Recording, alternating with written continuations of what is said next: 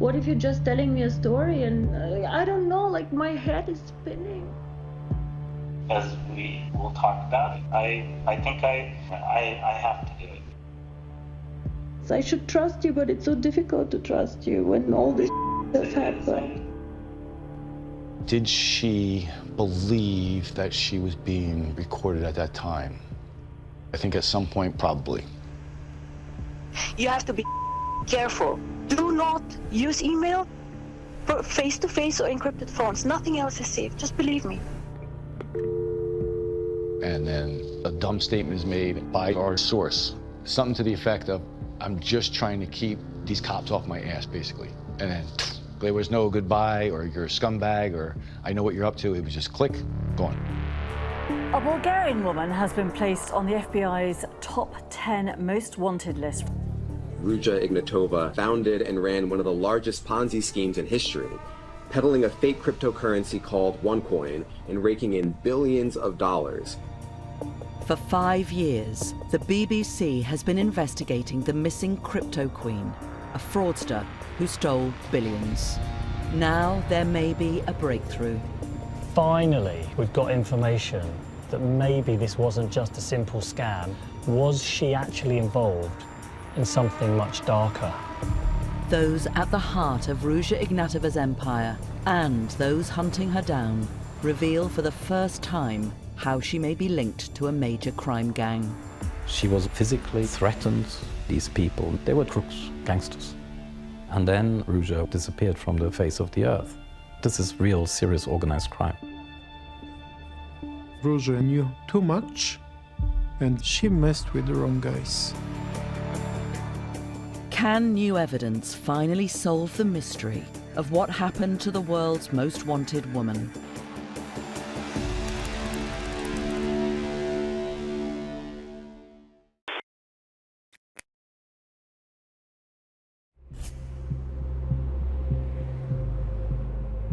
Let's give a warm applause for our founder, our lovely Dr. Ruja. 1, 2, 3.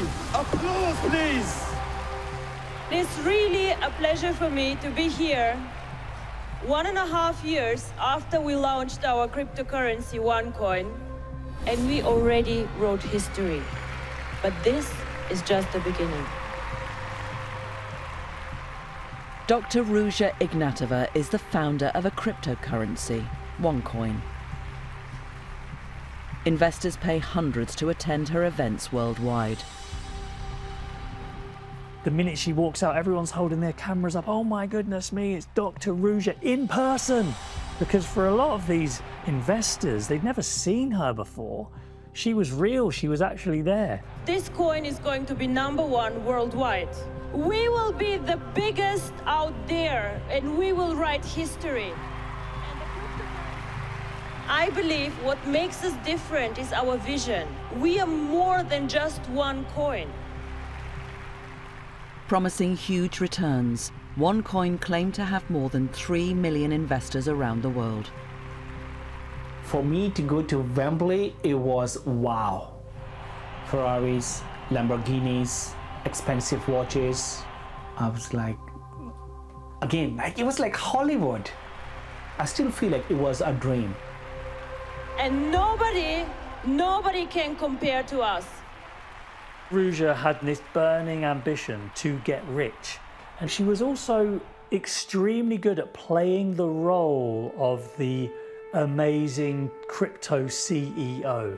We will double the coins on your accounts.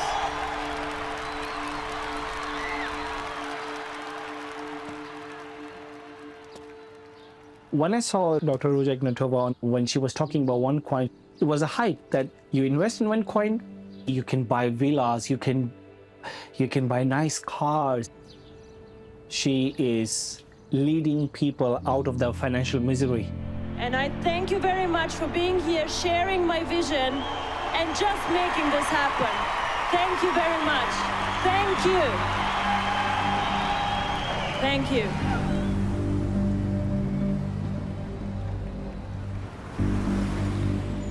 I met Ruja around February 2016. I thought she was incredibly successful.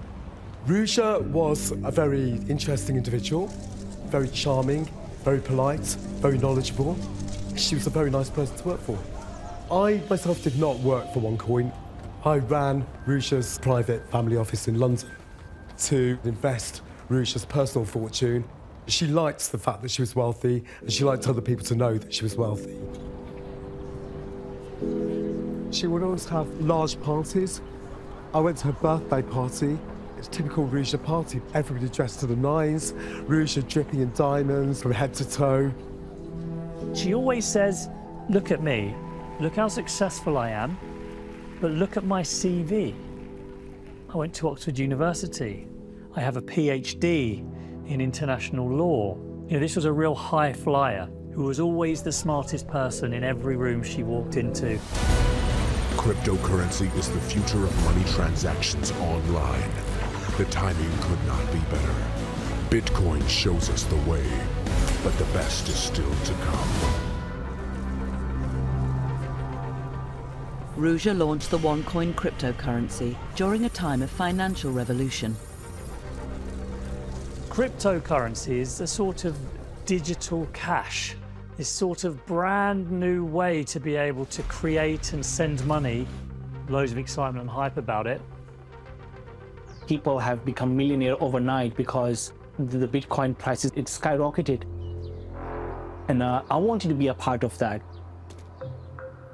I don't want to miss another opportunity again.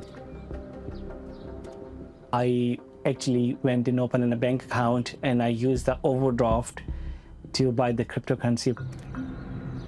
And I'm like, this must be legit. So I invested all of the money in the hope that, you know, that will solve my financial problems.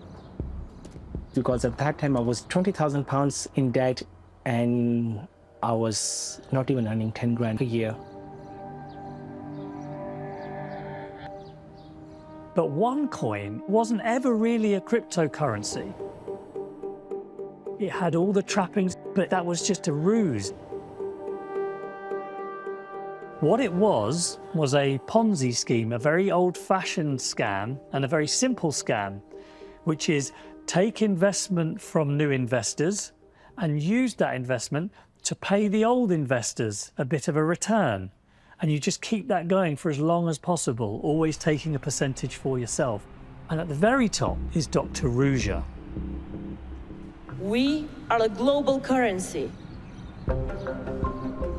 And no other cryptocurrency has as many users as we do.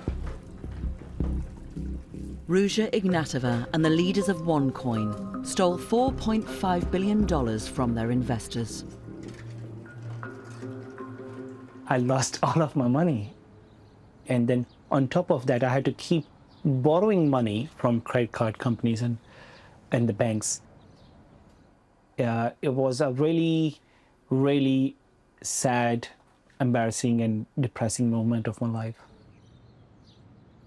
We know there are investors all over the world, but OneCoin had a Bulgarian founder, the offices were in Sofia.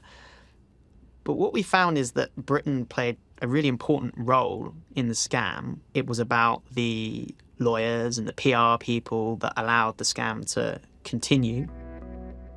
Rob Byrne and Jamie Bartlett are part of a BBC team investigating what is one of the biggest frauds in history.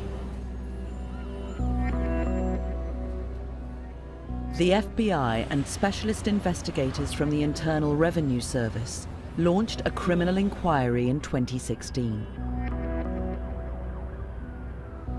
For 5 years I've been investigating OneCoin and Dr. Ruja.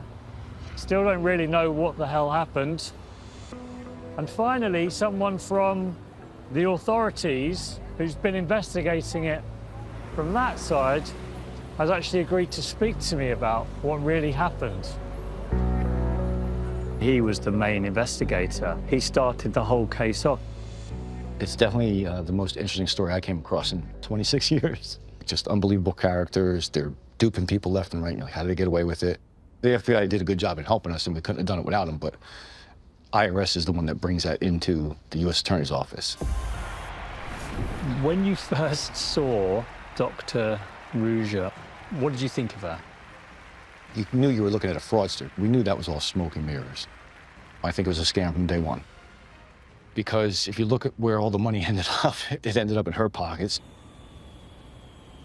Private jets. She had multi-million-dollar mansions, every one. So Dubai, London, Germany, are the three main ones we knew about. We heard about apartments filled with cash in Hong Kong and Thailand. She had a yacht that was worth several $1 million. Ruja's billionaire lifestyle of yachts and seaside mansions was funded by a complex financial network. We were able to trace billions of dollars. We were very close to that $4.5 billion number. And then when you start piecing together the money trails, it just opened up Pandora's box.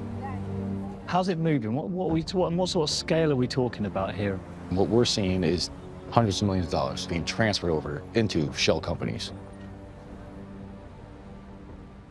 Ruja's problem is that she's getting millions and millions and billions of euros in, and she needs to somehow launder it. She needs to turn it into money she can use, unconnected to OneCoin. So she's got this really sophisticated system of trying to launder all of the proceeds of the OneCoin investors.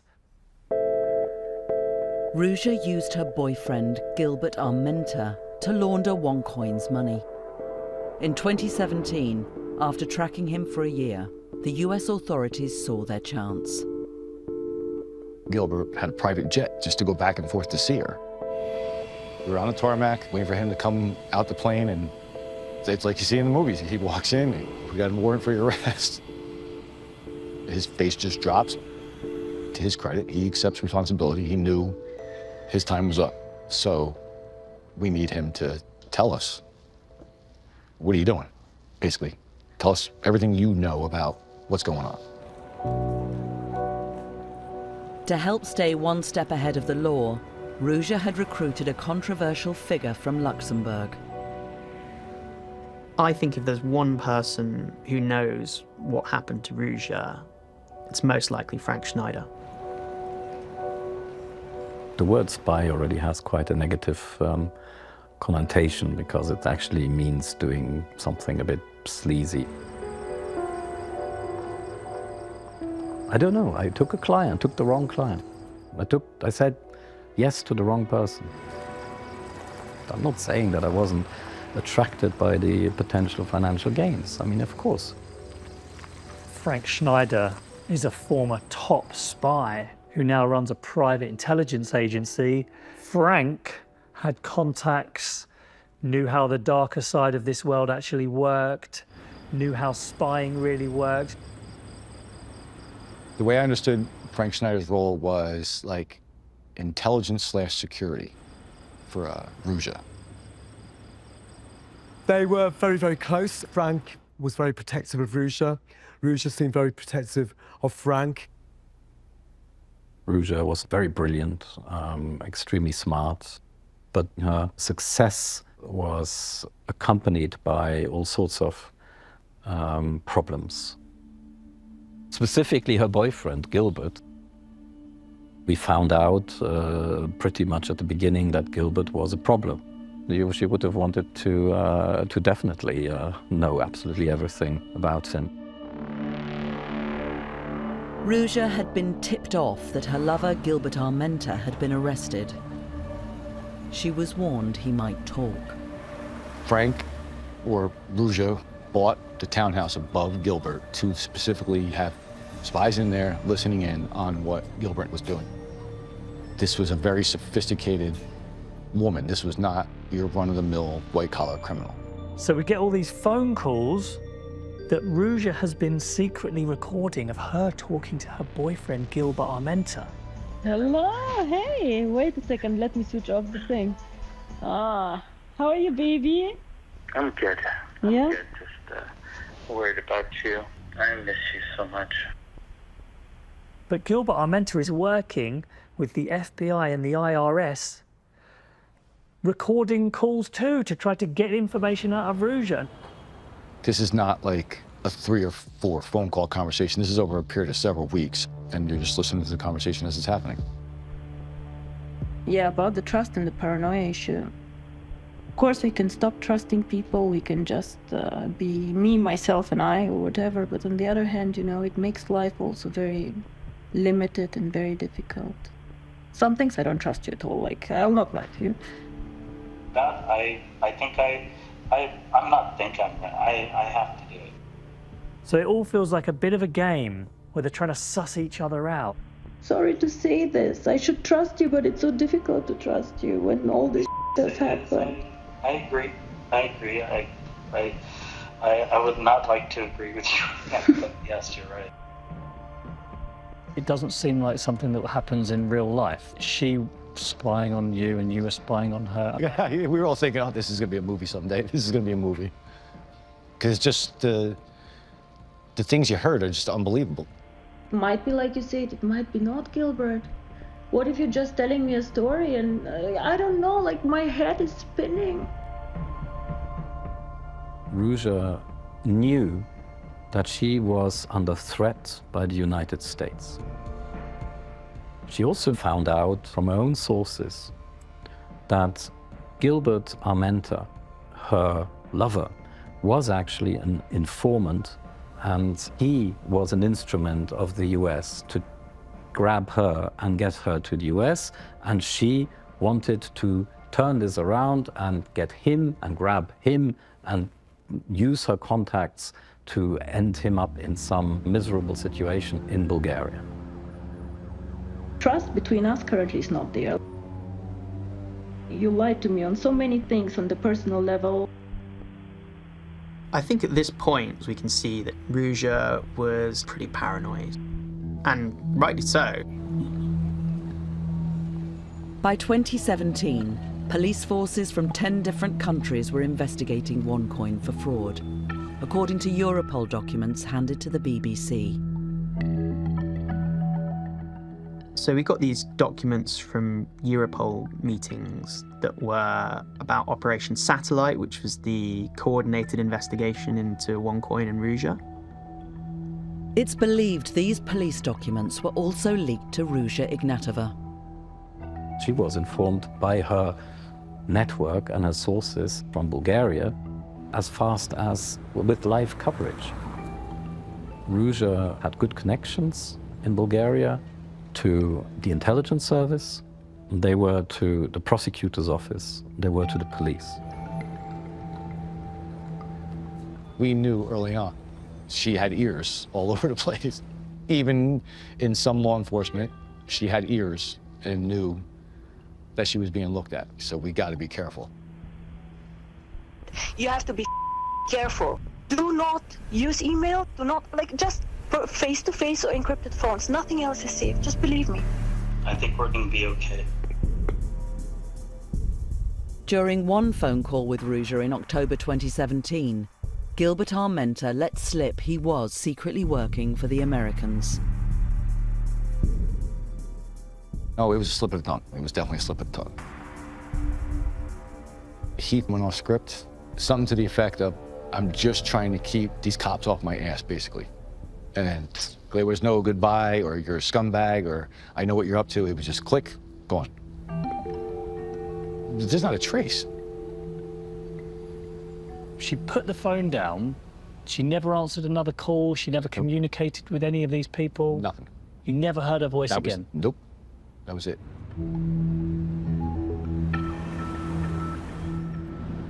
After Gilbert confirmed the authorities were closing in, Ruja acted immediately. My relationship with OneCoin and with Ruja ended brutally on the 25th of October 2017, when from that day onwards, Ruja was no longer to be seen and disappeared from the face of the earth. The last time anyone's ever seen Ruja, she gets on a very early Ryanair flight from Sofia Airport, traveling to Athens with a bodyguard, disembarks the plane, tells a bodyguard to go back to Bulgaria and leaves her there. She'd been met in Greece and got into the back of a Porsche with about 3 big burly men, and that was the last anybody had ever seen of her. I was desperate to find out where Ruja was. I was emailing her every day. I wanted to know that she was safe and well. I was texting her constantly saying, Ruja, where are you? Where are you? We need you. She never got back to me. Within a week, I had the 2 lawyers sitting in my office, and we'd hired a private investigator to find her. They said that there was no trace of her. The question's always been, is she running from investors? Is she running from the authorities? In my mind, there's no doubt she was running from U.S. authorities. Since Ruja's disappearance, more than 100 people have been arrested for their part in the OneCoin scam. And like Gilbert Armenta, some have been convicted of financial crimes.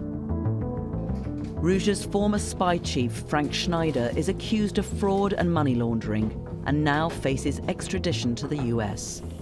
Every day is kind of the same.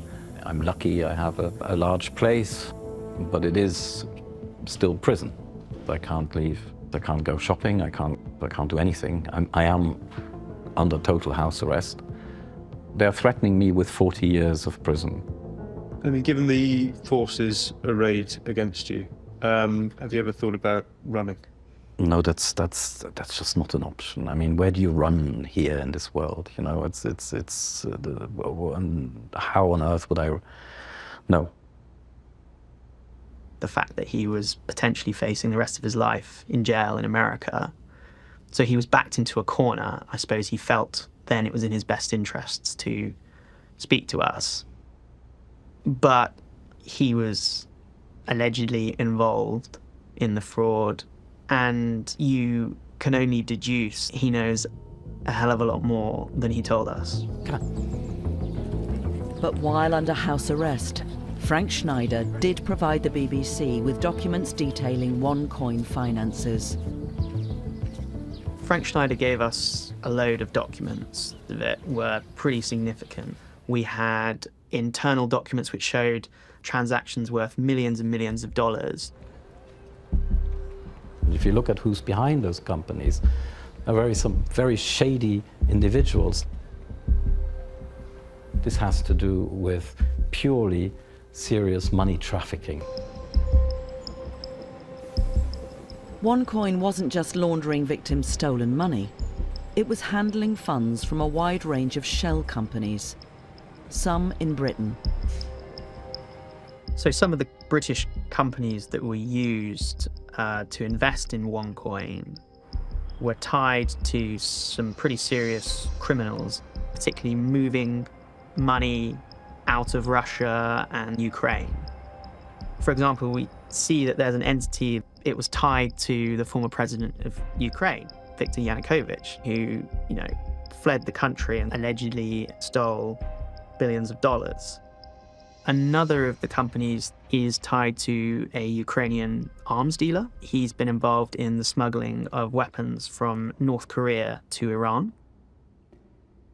Because of these connections that we've established between Ruja and other criminals, it's really got us wondering, is there much more to the story than we first thought? There'd always been some rumours that Ruja was involved in sort of criminal groups, but no one ever really could say, no one ever really knew. But then Frank told us that Ruja really was sort of tightly embedded within all these organised crime groups. This happened in Dubai. She was threatened more or less physically, or at least there was a threat of a physical threat. She was approached by British lads who sat next to her at a cafe and then indicated that she would get a request and that she'd better follow that request, otherwise there'd be consequences. This was a sort of a blackmail, an extortion payment of several tens of millions of dollars. Otherwise, there would be safety issues for her and her family. They were crooks, gangsters. But who? Because you said you identified them. Yes. No, I'm not going to tell you who, because I have a family and I have kids and I have a wife and security reasons too. So this is real serious organized crime. The BBC believes it can identify the man who is said to have blackmailed Ruja Ignatova. And that person is Gary Murphy, a pretty big-time British gangster. So Gary Murphy is a convicted drug smuggler from Liverpool. This is a man who is quite feared, someone who knows how the criminal underworld operates. So the curious thing is, it looks like Gary Murphy first got involved through some kind of bizarre extortion attempt, but then later was working for OneCoin. But it seems like an odd way to enter that world. UK court documents reveal that Gary Murphy went on to work as an enforcer for OneCoin. What is clear is that Gary Murphy was involved in different aspects of the fraud.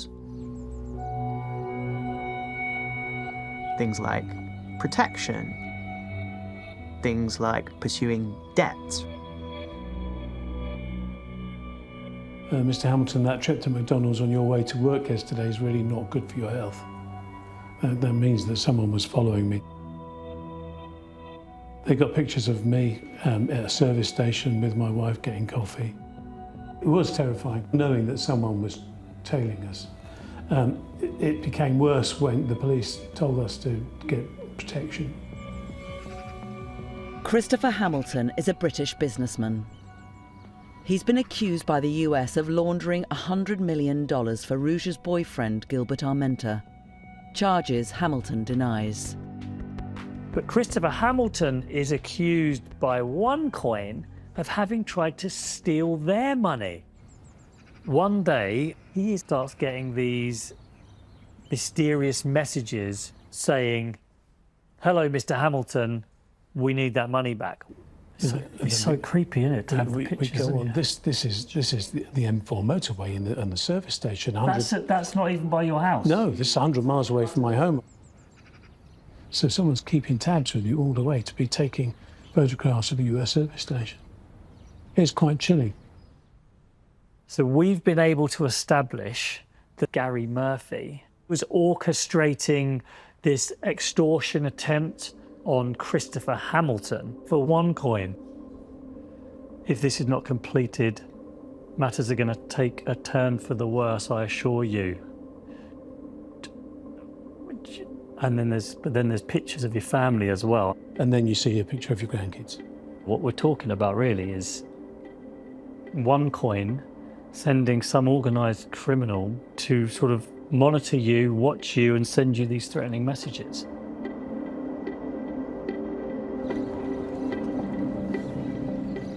The leaked Europol documents also link Ruja and OneCoin to another alleged organised crime figure. There's this mysterious name that keeps popping up all over the place. Rumours online. He has all of these sort of strange connections to OneCoin and to Ruja. And it's so confusing as to who this man really is. His name is just Taki. His nickname is the Bulgarian Cocaine King. Taki came up more than once. It wasn't like it was a one-off. That was a recurring theme. That name? Yeah. Just kept popping up? Yep. He was the head of whatever this drug organization was. Better known as Taki, Christoforos Amanatidis is widely suspected of being a Bulgarian organised crime boss. But multiple police investigations for murder, armed robbery and drug trafficking have never led to a prosecution. Taki's a mysterious figure. At one stage, Interpol were after him on drug-related charges, but that Interpol red notice, we understand, is no longer active. So no one's ever really nailed him for anything, but he's certainly feared. And I'm thinking, why is this Taki character involved with OneCoin? So when you Google Christoforos Nikos Amanatidis, aka Taki, you get some quite strange results. Mainly blogs that are just full of nonsense, quite frankly. I'd say the most eye-catching one is probably about his and his wife's joy that the Great British Bake Off is returning to screens. It's great to see classic recipes such as the Victoria sponge being revived and embraced by a new generation of bakers. It's not to say that you can't be, you know, an alleged international drug smuggler and also love the Great British Bake Off at the same time. That is possible. To me, my best guess is this is just a fake blog. Someone's been paid to put it out there, so the truth about him is just that little bit harder for people to find. We showed photographs of him to individuals that knew Ruja, were around her, perhaps identify him. I am 95% certain that I met that guy on a number of occasions, and he was one of her bodyguards. Well, the FBI do refer to an international drug smuggler who is in charge of Ruja's security. And our understanding is that that is Taki. We were told, and allegedly big-time drug guy provides her physical security. Was he a bodyguard?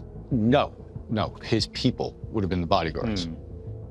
Why would a suspected big-time drugs guy be providing the physical security for a woman in Bulgaria? Here, I'll give you your security if you launder my money, so you know she's well protected. One Bulgarian source close to Ruja told the BBC she may have paid Taki up to 100,000 euros a month for protection. As in most, let's call them mafia environments, you have to buy yourself protection. Like in a classic kind of Chicago movie, you have to buy yourself protection. And the bigger it gets, the more dangerous it becomes.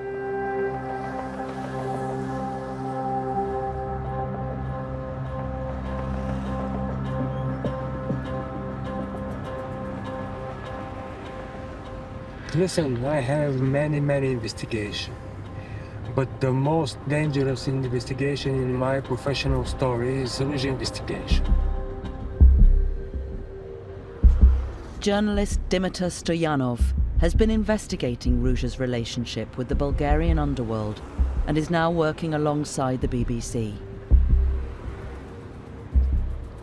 Опасно е, защото много хора искат да заглушат истината. Според мен Руja е продукт на организацията на Таки. Той е имал ключова роля, според мен, от доказателствата, до които ние достигаме. Държавата е напълно завладяна от организираната престъпност и ситуацията в този ред на мисли е много тежка. Откакто съм репортер, имам повече от 10 нападения по време на работа и ми се е налагало да напускам страната поне 4 пъти. Dimitar can't prove Taki's involvement in organised crime, but through his gangland sources, he's convinced Taki's a big player with close connections to Ruja. В момента той е Таки за капо и тути капи, той е главата на мафията. Таки е достатъчно влиятелна фигура да помогне на всеки, който поиска да се укрие, да изчезне. Но това, което аз съм чувал, той наистина е бил много близък до него. So there are a lot of unanswered questions when it comes to Ruja and Taki's relationship. People say they were very close. For example, that he was the godfather of her daughter. The christening of her daughter was a 3-day extravaganza. On day 1, it was going to be a party on Ruja's yacht going around the Black Sea. Day 2 was the christening itself, and Ruja's daughter was christened on an island just off the coast. The Europol police documents and Bulgarian property records also reveal financial connections between Ruja and members of Taki's family. Ruja does a really mysterious property deal with Taki's partner, where she buys a piece of land for nothing, sells it to Ruja for millions of dollars. And even Taki's brother-in-law, he also runs a company that has all of these connections to OneCoin. So there seems to be a financial relationship. Is it Ruja that's helping Taki, getting protection? Is it the fact that she's helping him move money?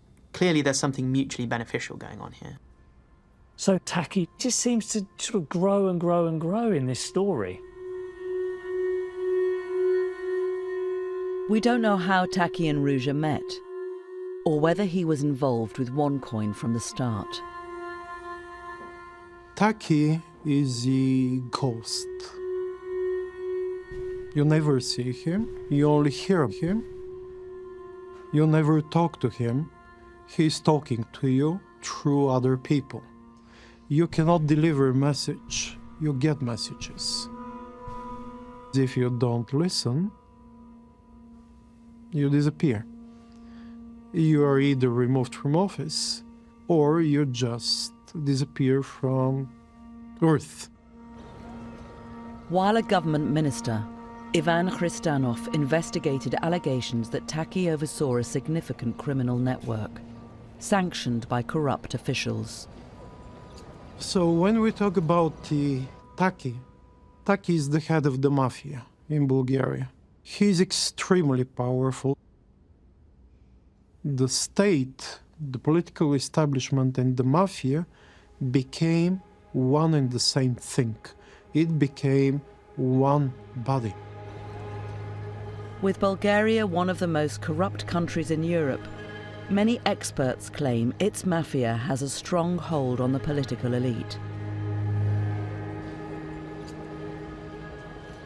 After I started fighting with Taki, I was scared even to get home. And every time I would be like, just trying to see if there is somebody hiding behind the corner. It's obviously that the Bulgarian agencies worked for this couple, Ruja and Taki. The only person who can protect her physically, but most importantly, protect her from all those investigations, including from foreign agencies, it was Taki.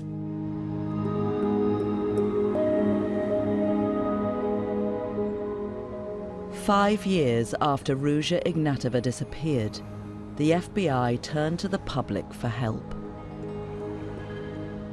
Today, we are announcing Ruja Ignatova, an international fugitive who allegedly masterminded a vast worldwide fraud scheme, is being added to the FBI's top 10 most wanted list. Ruja Ignatova, who became known as the missing crypto queen, has been accused of defrauding victims out of more than $4 billion. Why is she on that list? I mean, with the biggest criminals in the world. I mean, Osama bin Laden's been on that list. Is it because of a scam, a big scam, or is it because of the people she's associated with? The big-time criminals, the darker world that maybe she's actually part of? Ignatova was always worried about law enforcement and did the best she could to avoid detection. So starting today, we're offering a $100,000 reward for information that leads to her arrest. There's like this global manhunt now for this woman, and they get in touch with me saying, I've seen her in a bar in Athens, I've seen her in a restaurant, it's definitely her. She's been sighted on a British Virgin Island hotel. She's on a yacht somewhere floating around the Mediterranean. We've seen her in a beach bar. And every single sighting turns out to be not her. Is the FBI still receiving tip-offs and leads? I know of 2 that we acted on, but they turned out to be nothing. One completely off the wall, one somewhat credible, followed up, nothing. It was just another bad lead. Nobody knows where she is. And that's the whole allure to this thing. This is like a white-collar crime combined with what you would think El Chapo or somebody like that would do on steroids. Even some of the biggest drug lords in the world can't hide from the authorities forever. We have no clue where she's at.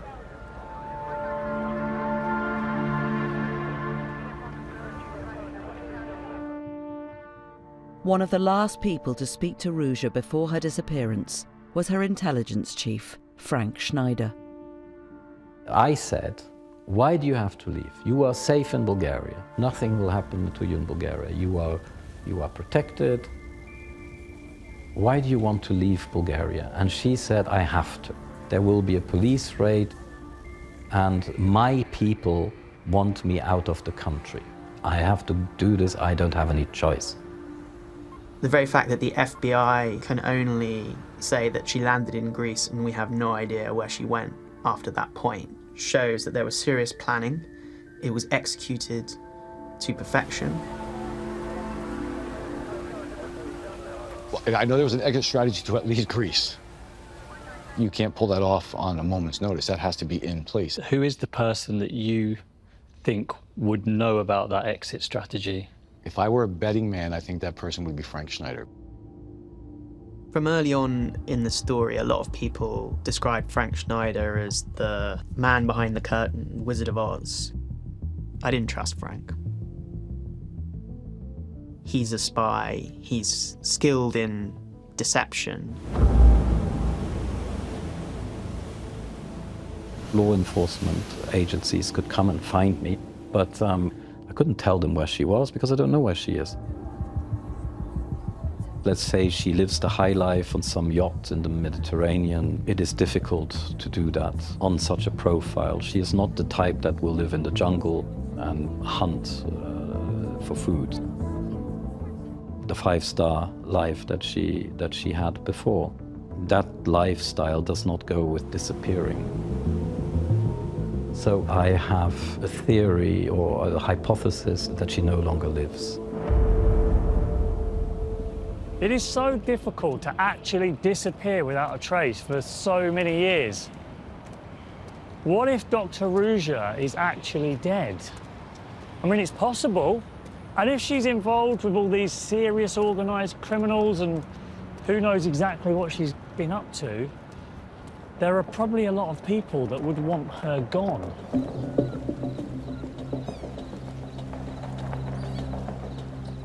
Каквото и да се е случило с Руж, дали тя е заминала за някоя екзотична дестинация или пък е убита, този факт отношение с голяма доза вероятност има Таки.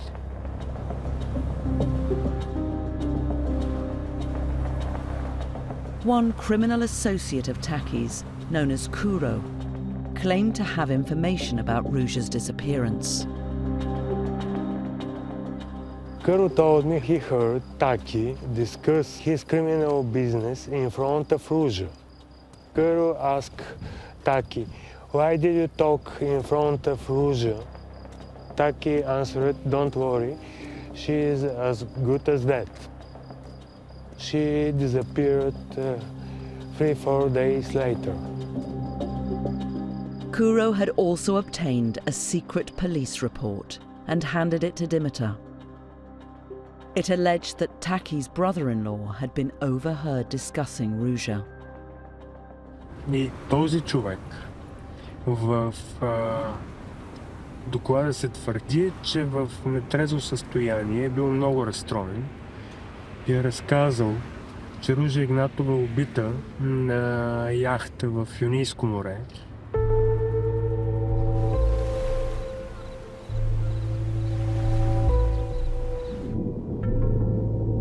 According to the document, he said that Taki had Ruja murdered.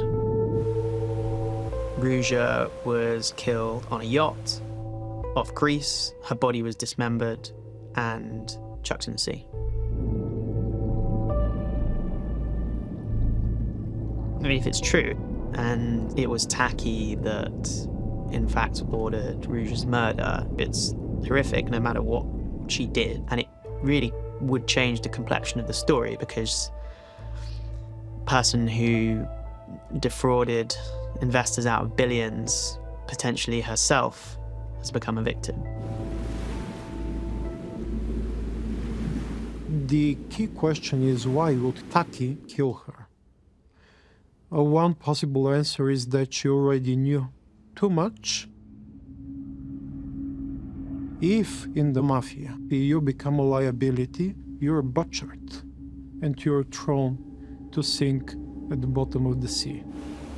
And knowing how violent cartels are, if he thought she was a threat to him and he had access to her, 100%, he would probably take her out. But do I know that? No, but that would make sense. If she's dead, I have to believe it's somebody close to her who knew where her funds, or knew how to access her funds, or where they were, one of the two. While the billions Ruja Ignatova stole have not been recovered, property records and eyewitnesses suggest Taki's associates are now living in her Bulgarian mansions. Факт е, че голяма част от имотите, за които знаем, че са принадлежали на Ружа, се ползват от хора, които са свързани с инфраструктурата на Таки. No body, no crime, unfortunately. I can't be sure that Taki is responsible for the Ruja murder. But I think it is very, very possible version. В момента, в който го получихме и беше ясно за хората, които са описани в този доклад, че ние сме го получили, ние станахме обект на заплахи, на следене, на натиск. After publishing evidence Taki had ordered Ruja's murder sometime around 2018, death threats again forced Dimitar into hiding. I think Taki is a very dangerous man. I try to be not afraid. But in fact, I have a reason to be afraid. A lot of people are very fearful. They know that something terrifying and horrific has happened in their neighborhood. Dimitar's source, Kuro, gave evidence to the CIA that Taki had ordered Ruja's murder, according to witnesses questioned by the BBC. After the information leaked, Kuro was assassinated while living in South Africa. Developments in the murder of 4 Bulgarians in the leafy suburb of Constantia. A couple, their housekeeper and a bodyguard, were found with gunshot wounds to their heads. Kuro was killed in a brutal way. His home was broken into in Cape Town in South Africa, and he was killed execution style along with his wife and the people who worked for him. Certain people had to be removed because they knew too much about Taki. It was a kind of a public execution that looked more like a statement. Be careful who you deal with. Добър ден. Около 9:30 часа е подаден сигнал за постреляне. Within the last year, 2 other high-profile criminals in Bulgaria have been murdered, and another has disappeared. Hello, Dimitar, what's happened? What's the new news? There has been another shooting in Bulgaria. Someone has been murdered in the street. Dimitar's saying that another gangster, he's walking around in Sofia, and what sounds like an assassin from 20 meters away is just being able to has shot him in the head. But what's scary is the thought that you could just be walking down the street and just suddenly just get shot in the head. Thanks, Dimitar. Bye. Bye.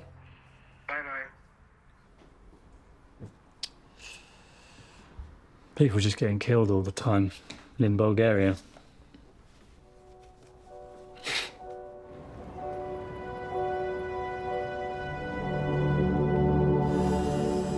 I don't even know how deep this all goes.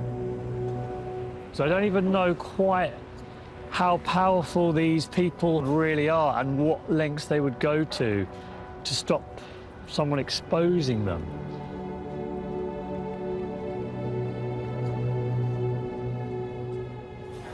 While experts believe these murders point to an ongoing feud in the Bulgarian underworld, there is no direct evidence linking them to Taki. So there is a line of executions.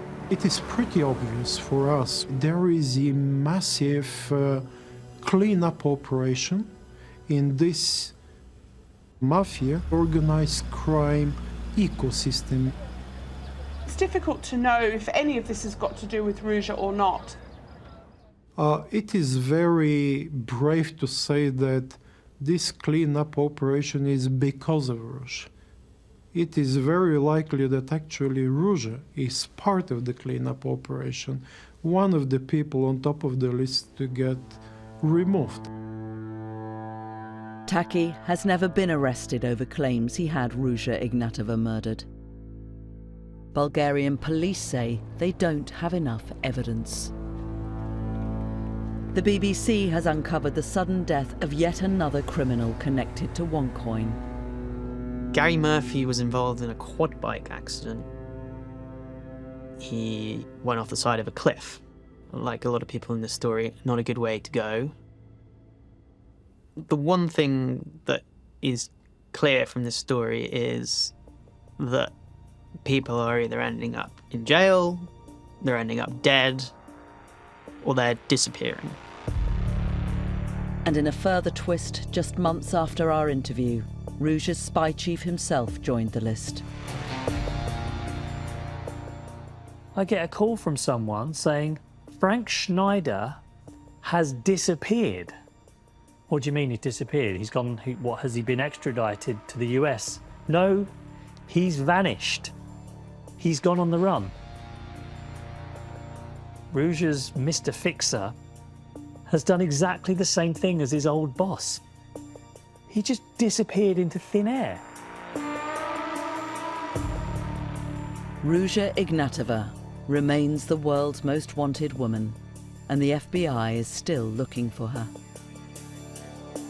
In the years after she's said to have been murdered, there have been several reported sightings. There was even a police raid in Greece, but still nothing. No body has ever been found. Whether Ruja is dead or not, it's very hard to be sure about this. It could be this is just another brilliant maneuver to throw everyone off the scent. And I wouldn't put it past her to do that. But it's more and more likely that actually she's dead. We're chasing a shadow. At some point it becomes like Elvis Presley might be still alive. Ruja might be still alive on some distant island with young boys around her. It's not really very likely. She messed with the wrong guys.